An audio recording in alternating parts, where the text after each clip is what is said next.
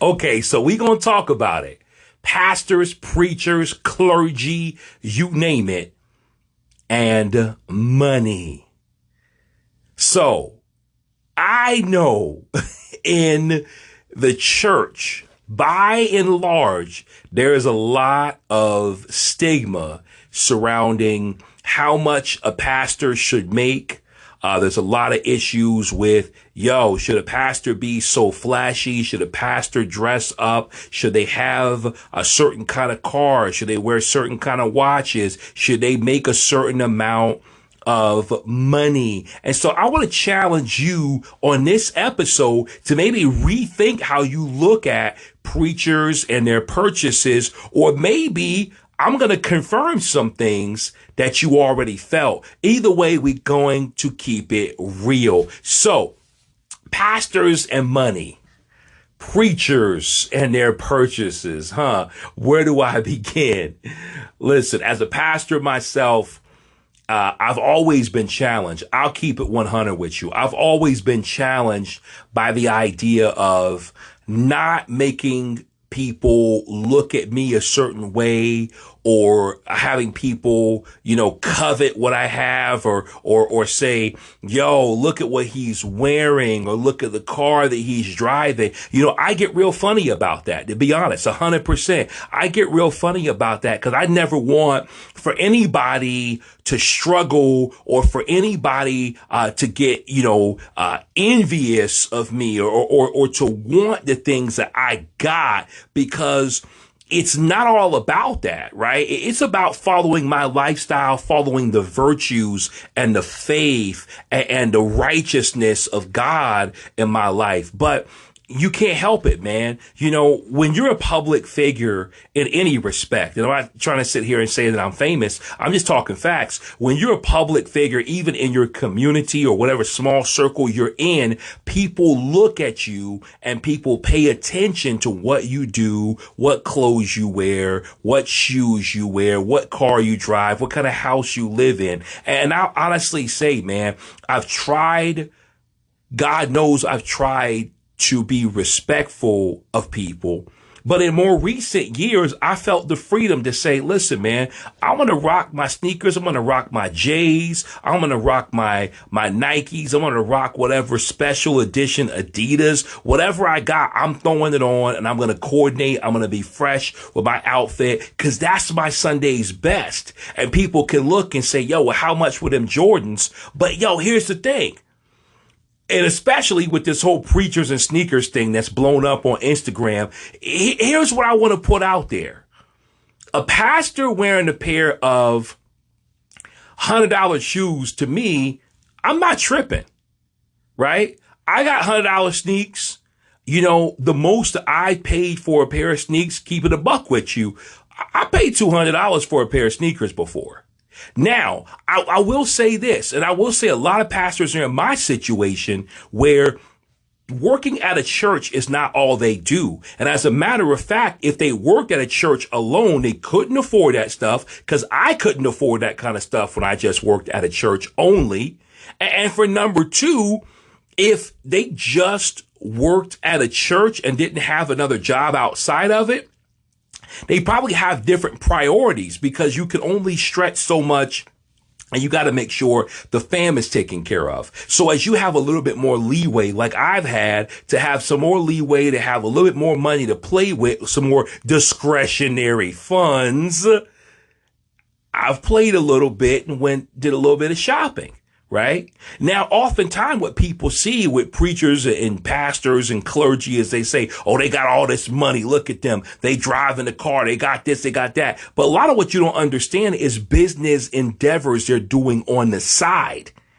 A lot of pastors out there have separate nonprofits. They have separate ministries. They got book deals. They have whole separate businesses that you may not know about. So you can't just look at, oh man, what does he look like in front of me? Is he taking all that money from the church? And yo, I'm going to tell you this. Okay, if you're sitting out there and you're saying, yo, man, listen, I got a real problem with what my pastor was wearing, what his wife was wearing, or what his kids are wearing. They look a little too drippy up here.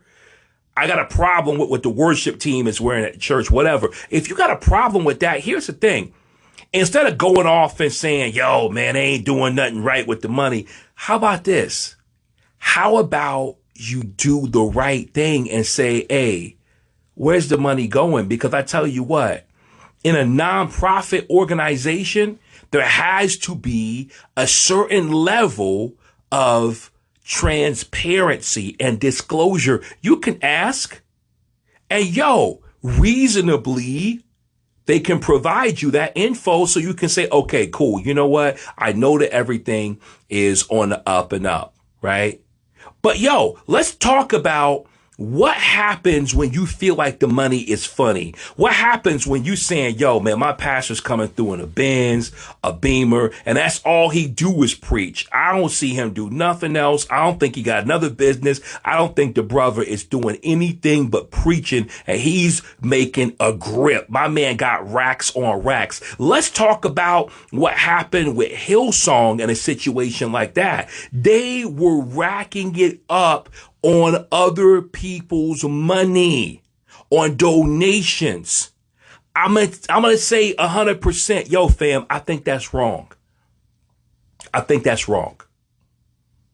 I think that there's a responsibility for any minister of a church to make sure that they are safeguarding and protecting the finances of that church. Because being a pastor, believe it or not, is a lot like being an entrepreneur. There really isn't a whole lot of difference. You start up your own enterprise. You start up your own business, so to speak. You begin your own organization, and you're responsible for raising funds. You're responsible for keeping it going. You're responsible for managing everything. It's for real, y'all. However, there is a temptation, okay? There is a temptation to do things with money that's funny, because oftentimes, and in a lot of churches out there, there ain't nobody going back and forth and checking on, did you spend that money right? When you swipe that card, was it always legitimate? Listen, I remember when I worked in retail and people bringing me nonprofit certificates to purchase things that ain't have nothing to do with a ministry. People do shady stuff with money. I know people who do shady stuff. I know pastors. I've known pastors who've done shady things with money. But I'm going to say this. That's not everybody. That's a few, and they're wrong. But don't get mad at a pastor who's successful and managing their money well and able to say, hey, look, you know what? I'm taking a trip. And I'm not ashamed to take my wife on a trip, take my family on a trip. Yo, I'm not ashamed of this drip that I got on. You mad? Oh, the pastor got drip. It's people starving in the church. Listen, if that church is not doing anything to help anybody, that's one thing. But I can tell you straight up, yo, you come to my church, man, fam, we feeding the poor. We're grinding in the streets. We're doing the things that God would call us to do. And so people are needs are getting met. Somebody comes to us with a need and the administration says that's a legitimate need. We taking care of it. It's not a situation where the pastor's balling and can't nobody get help. Yo, that's not how it is. But I want to tell you that your perception oftentimes can take you away from what God wants for you to know. I want to challenge you to think of it like this. If you worried about money and you focused on what the pastor is doing or what the pastor is making, ask yourself, is that what God wants me to focus on? Is that what God wants me to worry about? Or is God gonna handle that situation? Just like Hillsong, is God gonna handle that situation and it's gonna get ironed out, and God is going to see everything through. I challenge you in that, to trust God when it seems like, whoa, this is crazy. Whoa, this is shady. Whoa, pastor, a little too drippy. Don't worry about that. Set your eyes on Jesus. And so I'll wrap it up with that, y'all. We keeping it real. talking about pastors and money. Hey, hit me up, man. Hit me up on the show. PastorB772@gmail.com. Hit me up, man. We on Project Real. You can talk to me. Leave me a voice message here on the Anchor app, and we can get it popping. We can talk more about pastors and money. Let me know what you think. Let me know what you want to hear, and let me know that I cover all of this. Shout me out on social media and let me know if there's other issues that you have that I did not address in this episode. But in the meantime, we keeping it real. It's Project Real. I love y'all. God bless y'all. And I will see you in the next episode.